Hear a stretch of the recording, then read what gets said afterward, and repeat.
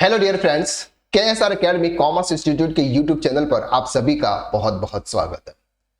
12BB form, आप किसी भी कंपनी के एम्प्लॉय हैं और उस कंपनी ने आपको एक 12BB फॉर्म दिया हुआ है कि इस फॉर्म को आपको फिल करके लाना है और उसमें आपको डिटेल्स फिल करनी है।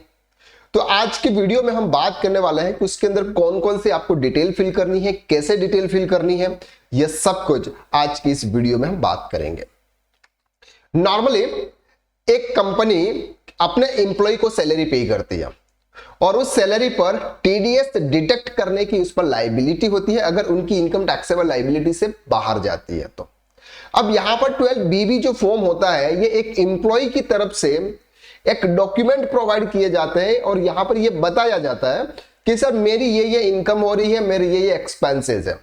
जब एक एम्प्लॉयर अपने एम्प्लॉय का सैलरी पर टीडीएस डिडक्ट करता है तो वहां पर बहुत सारे एडजस्टमेंट करता है।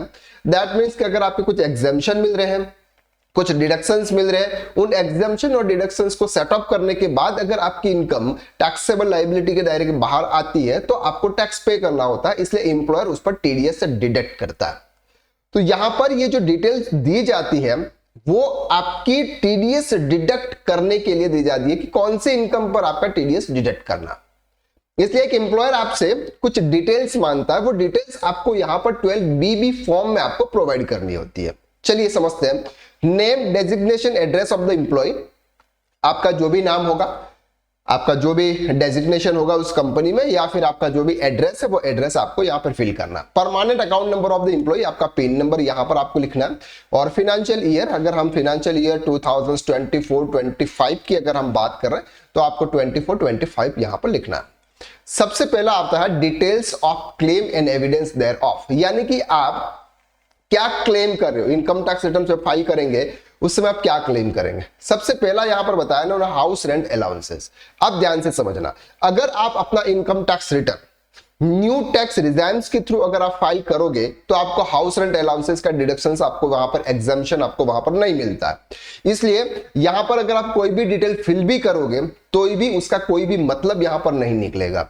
लेकिन अगर आप ओल्ड टैक्स रिजाइम्स के थ्रू रिटर्न फाइल कर रहे हैं तो वहां पर हाउस रेंट अलाउंसेस जो मिलता है उसमें अगर आप हाउस रेंट पे कर रहे हो एक्चुअल में तो उसका एग्जम्पशन वहां पर आपको मिलता है।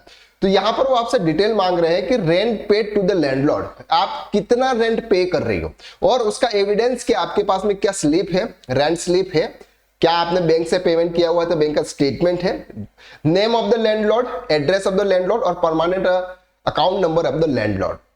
यानी कि आप जहां पर रेंट पर रह रहे हो उनकी पूरी डिटेल्स आपसे यहां पर मांगी जा रही है और उस डिटेल को मांगने के बाद वो डिटेल जब भी आप उनको सबमिट करोगे और अगर आप ओल्ड टैक्स रिटर्न्स के थ्रू रिटर्न फाइल करोगे तो वहां पर आपका एग्जम्पशन निकालेंगे। एग्जम्पशन निकालने के बाद जो भी आपकी इनकम बनेगी उस पर वो आपके टीडीएस डिडक्ट करेंगे।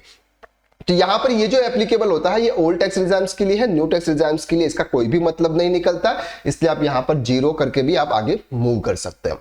इसके बाद आता है सर लीव ट्रैवल कंसेशन और असिस्टेंस, ये भी आता है सर आपके ओल्ड टैक्स एग्जाम्स में इसका मिलता है, न्यू टैक्स एग्जाम में कोई भी मतलब नहीं है। Deduction of interest on borrowing, अगर आपने कोई भी लोन लिया हुआ है और लोन पर अगर आपको कोई भी इंटरेस्ट पे किया है या फिर आपको पे करना है तो उसका डिडक्शंस आपको वहां पर मिलता है। अगर आप ओल्ड टैक्स एग्जाम्स की बात करें, न्यू टैक्स एग्जाम्स का कोई भी मतलब नहीं है, इसलिए ये डिटेल्स भी आपको यहां पर फिल करने की जरूरत नहीं है। अब बात करते हैं sir deduction under chapter 6A general deduction, जो कि section ATC, ST, CCC, ATCCD D, ये जो डिडक्शंस है वो डिडक्शंस भी आपको ओल्ड टैक्स रिजाइम्स में मिलते हैं, न्यू टैक्स रिजाइम्स में आपको नहीं मिलता है। अगर आप जनरल डिडक्शंस की बात करते हैं तो वहां पर आपको सिर्फ एक ही डिडक्शंस मिलता है सेक्शन ATCCD सबसेक्शन 2 में, जहां पर इंप्लॉयर एनपीएस के अंदर कॉन्ट्रीब्यूट करता है। इंप्लॉय कॉन्ट्रीब्यूशन वहां उसका डिडक्शंस आपको नहीं मिलता, इंप्लॉयर जो भी एनपीएस के अंदर कॉन्ट्रीब्यूट करता है उसका डिडक्शंस मिलता है। तो एनपीएस जितना भी कॉन्ट्रीब्यूट करता है उसकी डिटेल्स एम्प्लॉयर के पास में ऑलरेडी अवेलेबल होती है, इसलिए यहां पर आपको कुछ भी फिल करने की जरूरत नहीं होती है अगर आप न्यू टैक्स रिटर्न्स के थ्रू रिटर्न फाइल कर रहे हो तो। अगर आप ओल्ड टैक्स रिटर्न्स के थ्रू रिटर्न फाइल कर रहे हैं तो यहां पर एटीसी में आपने एलआईसी का पेमेंट आपने किया, अपने बच्चों की ट्यूशन फीस आपने कितनी पे करी है, या फिर आप मेडिक्लेम आपका है तो मेडिक्लेम आप कितना, एटीडी के अंदर आप मेडिक्लेम कितना कर रहे हैं, एटीए में आप इंटरेस्ट कितना दे रहे हैं, एटीजी में आपने डोनेशन क्या दिया हुआ है, ATTTA में सर आपका जो इंटरेस्ट है, सेविंग बैंक का इंटरेस्ट है 10,000 रुपीज तक का डिडक्शन आपको वहां पर मिलता है। तो ये सब जो डिडक्शंस मिलते हैं ना, ये सिर्फ ओल्ड टैक्स रिजल्ट्स में है, न्यू टैक्स रिजल्ट्स में नहीं है। अगर ओल्ड टैक्स रिजल्ट्स के थ्रू अगर आप रिटर्न फाइल करने वाले हैं तो यहां पर आप डिटेल फिल कर सकते हैं। इसके बाद इतनी डिटेल मांगते हैं। इसके बाद आपका नेम, आपके फादर का नेम, hereby declares, और ये डिटेल्स और आपके सिग्नेचर, और यहां पर आपको डिटेल देनी है। For claiming deduction under section 80D medical insurance, copy of insurance certificate containing name of the insurance persons में बी डिस्क्लोज। अब यहां पर आप जो भी डिटेल्स प्रोवाइड करने वाले हो इसका आपको एविडेंस आपको जरूर देना है। साथ पर आपको कोई भी सर्टिफिकेट, जैसे अगर आपने रेंट पे कर रहे हैं यूं आपने बताया तो आपको रेंट स्लिप देनी है, तो ये एविडेंस आपको साथ में देने होंगे। अब बात करते हैं फॉर्म नंबर 12C। 12C क्या कहता है sir? Form sending particular income tax under 192B for the year ending 31 मार्च 2025 की बात करता है। ठीक है, चल अब यहां पर आपको बताया sir name, address of the employ, permanent residential status क्या है सर आपका। अब यहां पर बता रहे हैं sir particular of income under any head of income other than salary not being lost under such head of other than loss under head of income from house property received the financial year। अब यहां पर sir आपके other sources की income आपको यहां पर देनी है। Income from house property in case of loss enclose competition thereof. अगर सर आप हाउस प्रॉपर्टी की इनकम है, हाउस प्रॉपर्टी की इनकम में अगर आपका लॉस होता है तो वहां पर आपको कंपटीशन देना है, जो अभी हम बताएंगे। इसके बाद sir profit and gains for business से प्रोफेशन, अगर आपकी पीसीबीपी से भी अगर कोई इनकम हो रही है तो वो भी आपको यहां पर दिखानी है। कैपिटल गेन, अगर आपने कोई भी प्रॉपर्टी सेल की है, या फिर अगर आपने कोई म्यूचुअल फंड सेल किया है, या आपने कोई इक्विटी शेयर परचेज किया था वो आपने सेल्स किया हुआ है, या फिर कोई गोल्ड सेल किया हुआ है जहां पर आपको कैपिटल गेन हुआ है, तो वो इनकम आपको यहां पे दिखानी है। इनकम फ्रॉम अदर सोर्सेज, अगर आपको इंटरेस्ट एफडी से हो रहा है, आरडी से हो रहा है, या सेविंग बैंक अकाउंट से अगर आपको कोई भी इंटरेस्ट की इनकम आ रही है, वो इनकम आपको यहां पे शो करनी है। ठीक है, अदर इनकम स्पेसिफाई, यानी अगर कोई भी अदर इनकम है वो आपको यहां पर दिखानी है। ठीक है, यहां पर आपको वेरिफिकेशन कर देना है। अब बात करते हैं एनेक्सर की। एनेक्सर में सबसे पहला जो एनेक्सर है ये है sir self occupied house property. Self occupied house property का मतलब होता है कि सर आपके पास में प्रॉपर्टी है, आपकी है, लेकिन आप भी उसी घर में रह रहे हो, और उसी घर में रह रहे हो और उस पर आपने जो भी लोन लिया हुआ है उस लोन पर आप इंटरेस्ट पे कर रहे हो, उसके लिए यहां पर बात करते हैं self occupied property.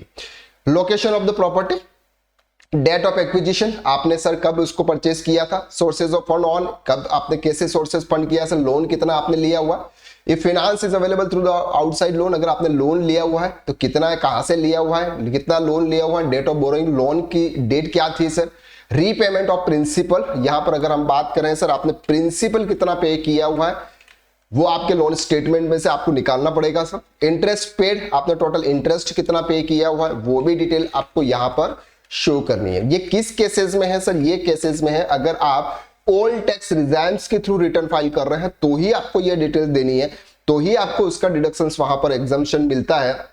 Section 24 subsection B के अंदर आपको उसका एग्जम्पशन मिलता है। लेकिन अगर आप न्यू टैक्स रिजर्व्स के थ्रू अगर आप रिटर्न फाइल कर रहे हैं और सेल्फ ऑक्यूपाइड प्रॉपर्टी है उस पर आप इंटरेस्ट पे कर रहे हो तो उसका इंटरेस्ट का कोई भी डिडक्शंस आपको न्यू टैक्स रिजर्व्स में नहीं मिलता, तो फिर आपको यहां पर डिटेल फिल करने की जरूरत नहीं है। अब बात करते हैं details of house property other than self occupied. अगर आपकी अदर देन सेल्फ ऑक्यूपाइड का मतलब है कि अगर आपने उस प्रॉपर्टी को रेंटेड पे दिया, रेंट पर दिया हुआ है, वहां से अगर आपको कोई रेंटल इनकम आ रही है तो उसकी डिटेल्स आपको यहां पर देनी है।